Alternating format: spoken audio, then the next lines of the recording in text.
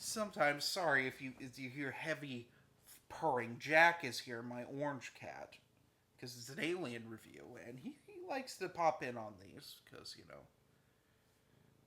he may not be a Jonesy, but he is a Jackie boy.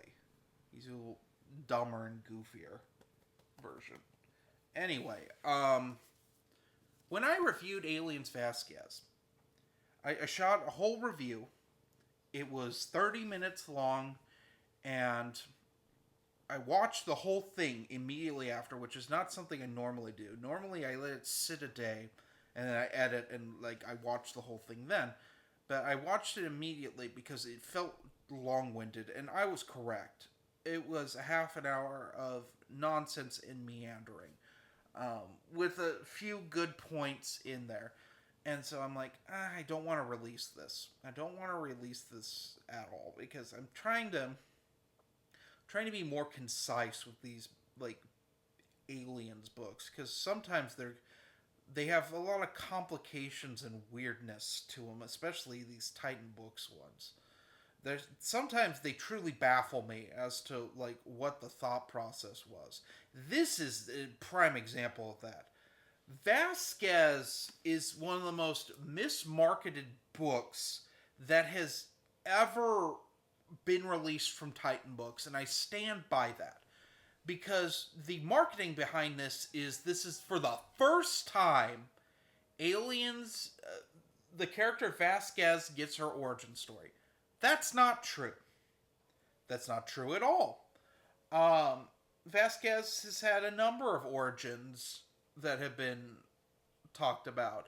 Her main canonical origin is from the Colonial Marines manual that was released for I think the 25th anniversary of Aliens. Not the most recent one where we got the 4K re-release, but when they did the big Blu-ray release, they did that.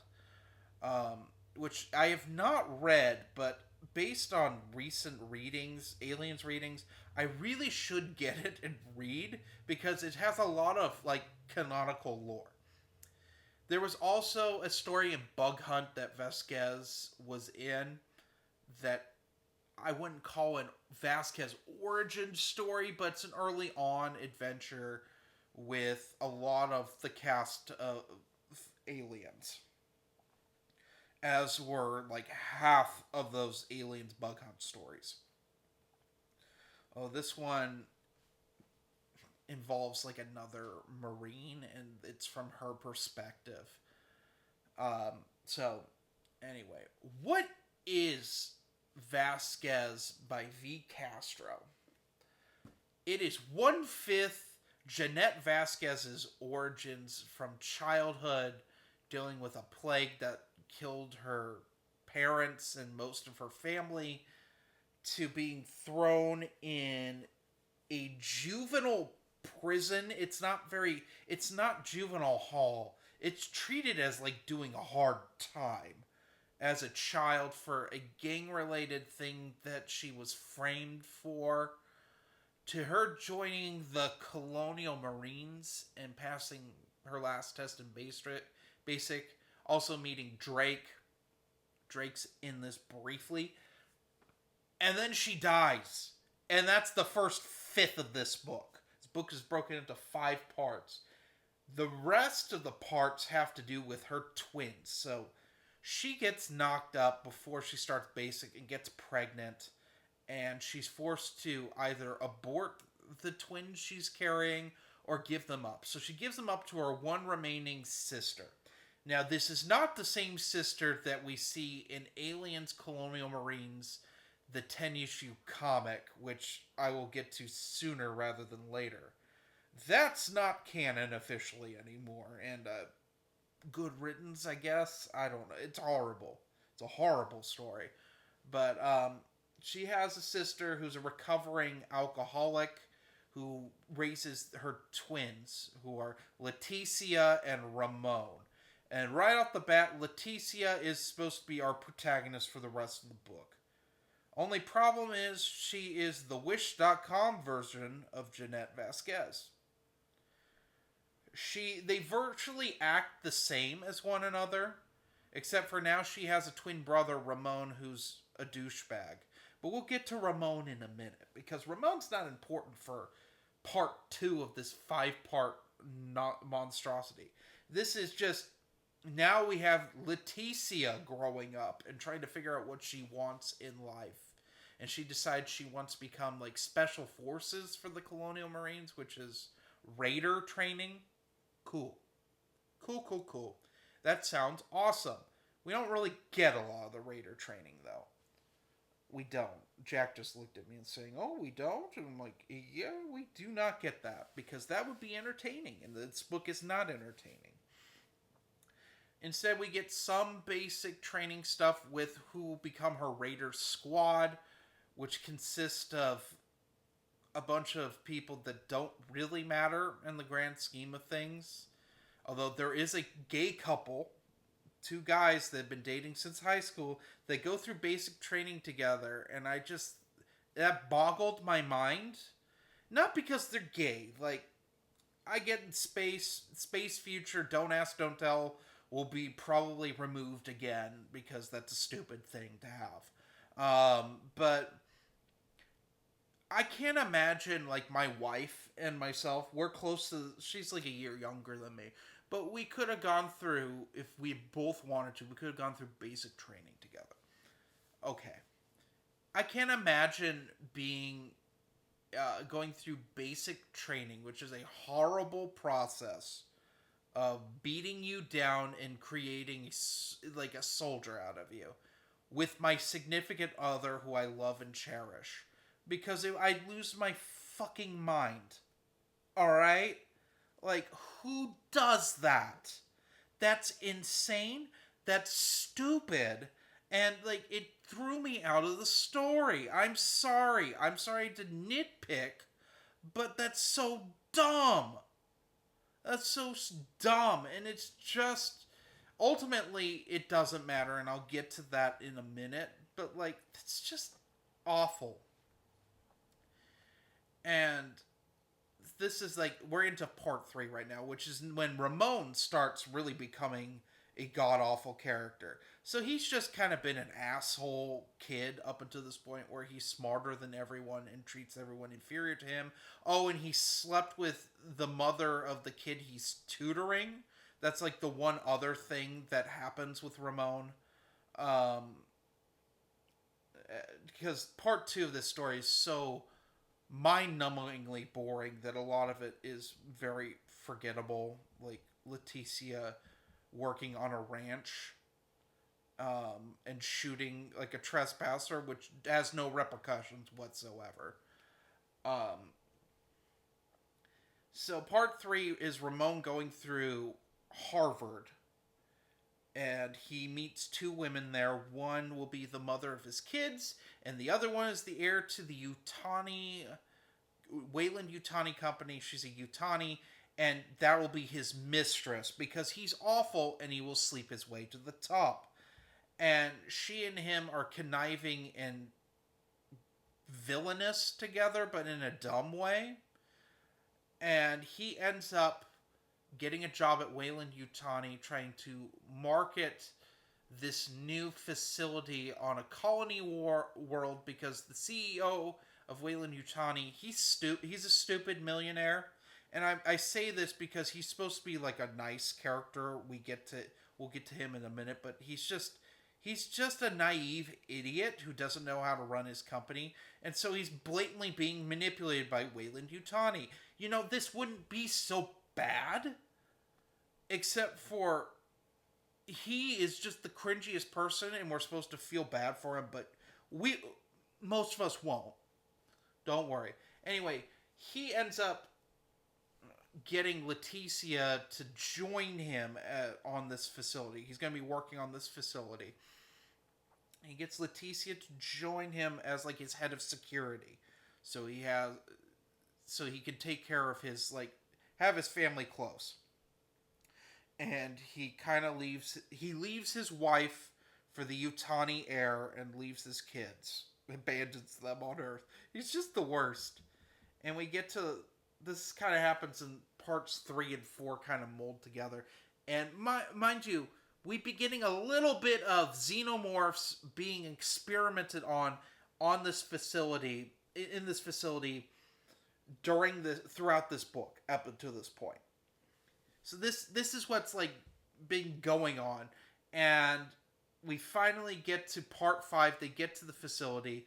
This millionaire has the hots for Leticia, and they're boning, and he's just like the most insufferable, like, leftist cringe character. And I don't mean to bring politics in, because I don't give two shits one way or the other, but I mean, he's just saying all the buzzwords that are popular in the year of 2022. We need a utopia with no borders, because that's racist. And I need to use my white male privilege and my money to make a perfect society. And meanwhile, Leticia, because she's not a very smart character, is just like eating this shit up. And they're boning, and, you know, this is the thing. This is probably one of the most horny of these Alien books. And I read the Steve Perry trilogy, and this has more to do with boning than anything else. It's like the one thing this author really does is the boning and like the Latin stuff, and I'll get to that in a minute. But anyway, the colony kind of goes tits up when they get there, and there's a xeno outbreak, and they have to survive. And this xeno outbreak takes place over the last couple chapters. And it's cringe, it's horrible. Leticia is the girl boss because she's like, put your dicks away. Like, because, like, the billionaire guy and Ramon are arguing because the billionaire guy has just been, he doesn't like that he's been manipulated, which is fair. And Ramon's like, well, you're too stupid to run anything, which is also fair. They're both bad. The billionaire guy's just stupid, and Ramon's almost evil. I won't say he's evil, he's just a bad person.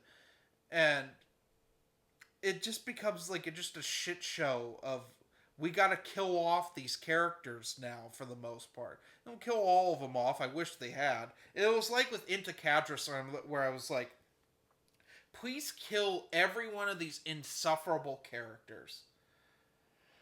So, I haven't talked about the Latin X stuff, because that was the big other marketing thing. V. Castro is a Latinx author. What is Latinx? Well, I'm not really qualified to talk about this, but it's basically gender-neutral terms for Latino and Latina. And just, like, gender-neutral stuff. And I think their Latinx books may have, like, a sexual component to them. I'm not sure. This is the only one of these I've ever read. That was blatantly called Latinx. But the big thing of this book is oppression of the Latin people. That is where V. Castro, I guess, comes from, and that's what she wanted to put in this book. It is that. It is 80s, 90s, and 2000s references to pop culture, which this is like over pushing 200 years into the future. This doesn't make a lot of sense why this is here. So it had this stupid Ready Player One type deal for some of it, which, for those of you who don't know, I hate Ready Player One. Ready Player One is what ruined 80s nostalgia and made it like a subgenre of cringe pop culture. And like, this has a Ready Player One vibe mixed with oppression. And oppressing Latin people, I guess. Okay. And there's a lot of modern day politics in this, whatever. Here's the thing, if you're gonna do this, I'm for it. But you gotta write a good story, and this story's not good. 1/5 of it's decent. The Jeanette Vasquez stuff, I genuinely liked. I didn't like the audiobook, but that's because the audiobook narrator sounded like when Kelly Marine Tran ate an entire bottle of Xanax and made an audiobook called Cobalt Squadron. You remember that? Remember when I reviewed that years ago? This audiobook was actually worse than that. It was borderline bad AI. But it was a human. It was a human doing it. And she was terrible. She was truly terrible. Um, but the Jeanette Vasquez stuff, I liked a lot. I liked her and Drake working out together, their origins, and that's what I think everyone wanted. They didn't get that. They got stupid Leticia, who's just an annoying, bland girl boss character, and I hate using the term girl boss, but that's the best way of putting it, who always has to be right and is just kind of bland and insufferable. Her billionaire boyfriend or millionaire boyfriend, whatever, that's the head of Wayland Utani, he's cringier than her. He's barely in the book, but you wished he died immediately. You wish a swift, painful death. Ramon is cringe and bad. Just a waste of a character, because you could have had a really good juxtaposition story between Leticia and Ramon, where like it's like Lost Stars, the Claudia Gray Star Wars YA book. A lot of this book feels YA. It does. It truly does. If there wasn't a lot of swearing and overt sex scenes, it would have been a YA book. But there's way too much boning and swearing for it to be YA. It's like The Girl Who Loved Tom Gordon by Stephen King, where he wanted to write a YA book. They told him to take the swearing out, and he said no. So he wrote an adult YA book. It's just this weird subgenre of books, I guess. This is one of them. It feels very YA, and what you could have done, instead of having a love story where, like in Lost Stars, this couple, the woman goes off to be part of the Empire, and the boy defects to the rebellion, and it's them going through like the original trilogy into like the Battle of Jakku, the big event to tie into Force Awakens. It's a solid story. It's a really solid story. You could have done that with Aliens, with these two kids. They're two sides of the coin, and Ramon becomes like an evil scientist or whatever, and Leticia is forced to, like, because she loves her brother, to go rescue him and try to redeem him in some way. That could have been a really cool story. You put the Latinx culture stuff in there, and it would have been really fun, very original for Aliens. Would have been a blast. Instead, we get like victim mentality stuff intermixed with like pop culture references that feel incredibly out of place. And I get that Alien Covenant had Country Roads by John Denver in it. That felt weird in that movie and should not have been there. It's like an ancient song at this point. All the music that's played in this book, and I love when a book throws songs in while stuff's going on. It makes it feel a little cinematic and fun, add some realism. I love that. But this, like, it just doesn't make sense that they're listening to Dancing in the Dark by Bruce Springsteen. Would any kids know what that is? And I get that Jeanette lived in a slum and they may not have been able to get modern space music or something. That's a little forgivable, but like Leticia and Ramon are listening to things like this, it doesn't work. Like, Ramon's a big Pink Floyd fan. Like, that's so niche for that. It just takes you. There's no science fiction really until we get to the Xenomorphs, and then it's whiplash. That's the other thing. Here's the deal with these modern Alien books. So they have so little to do with science fiction. It's genuinely shocking. This is the most egregious of all of them because I would truly forget at parts, especially in the middle of this book, that it was the future because it was just a drama and not a very good one at that. And then eventually, like, a synthetic would show up, or there'd be a spaceship, or like they'd use a pulse rifle. And I'm like, oh yeah, I'm reading an aliens book because there's so little to do with fucking aliens in it. Here's the deal. We've done similar alien books to this. One comes to mind immediately. Alien Isolation. Alien Isolation, the novelization, is one half a family drama book and the other half an incredible horror adaptation of a video game. We deal with Amanda Ripley's childhood traumas, and it's juxtaposed by with the alien isolation story that happens in with the video game.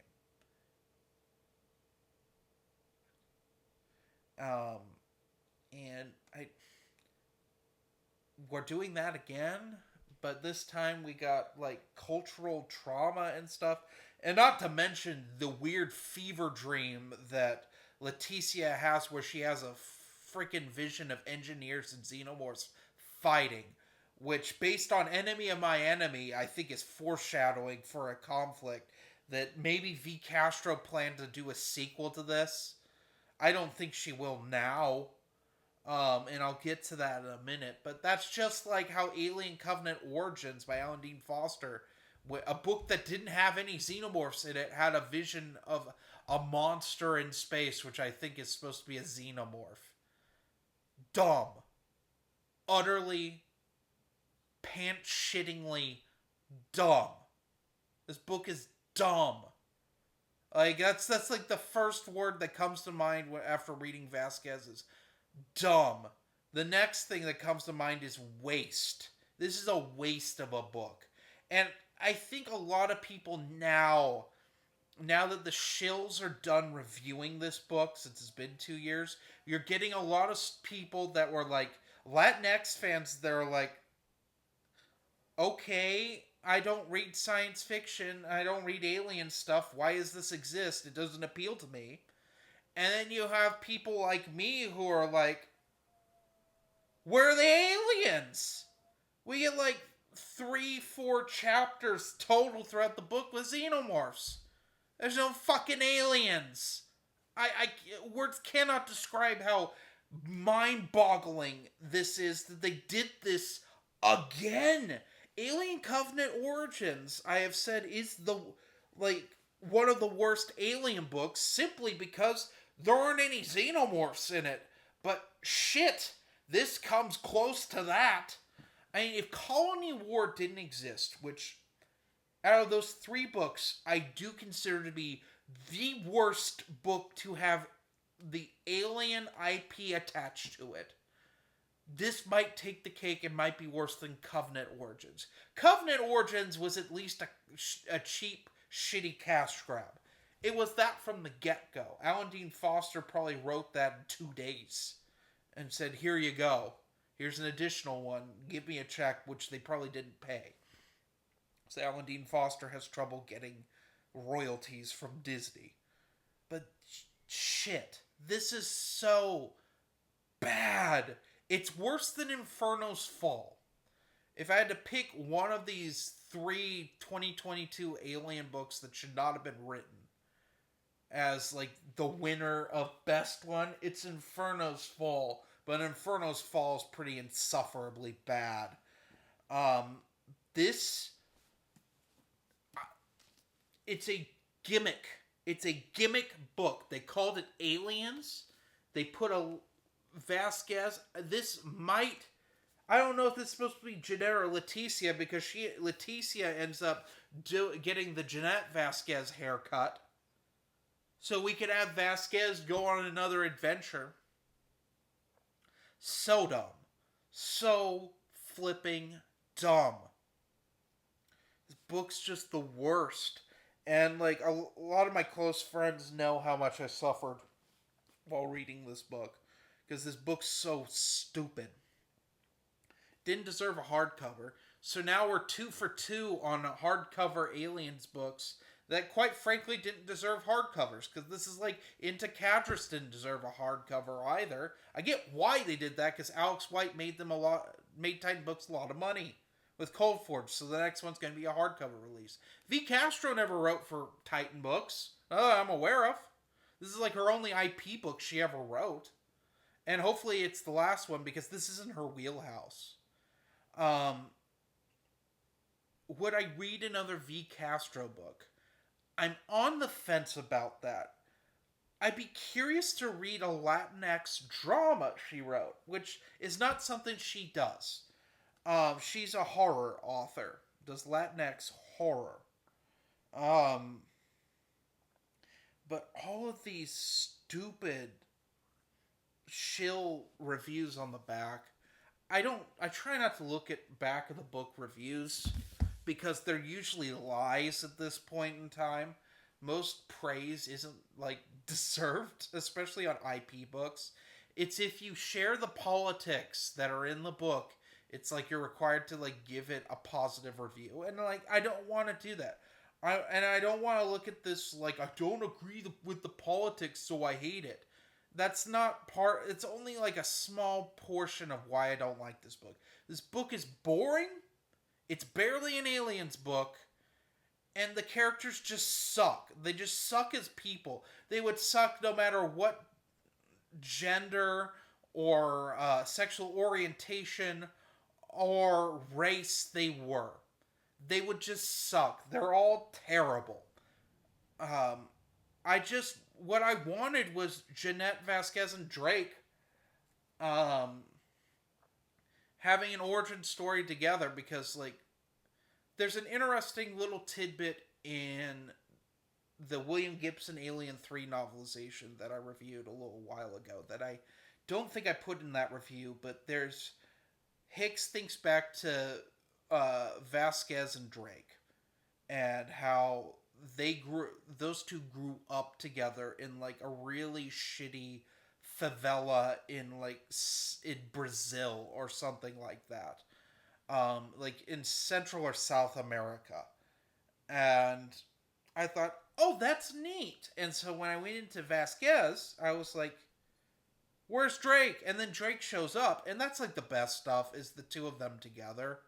I love that. I love they're meeting each other and becoming friends in this juvenile prison, and then them enlisting in the Colonial Marines together. That's great. And like all the Jeanette Vasquez stuff, I really liked. Like the first fifth of this book is worth reading, and then don't read the rest of it. It's not worth reading.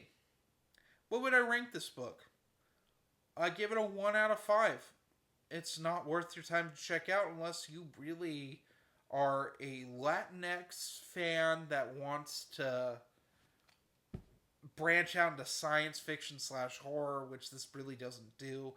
I guess if you're a hardcore Vasquez fan and you want to know the future of the Vasquez dynasty, sure, I guess.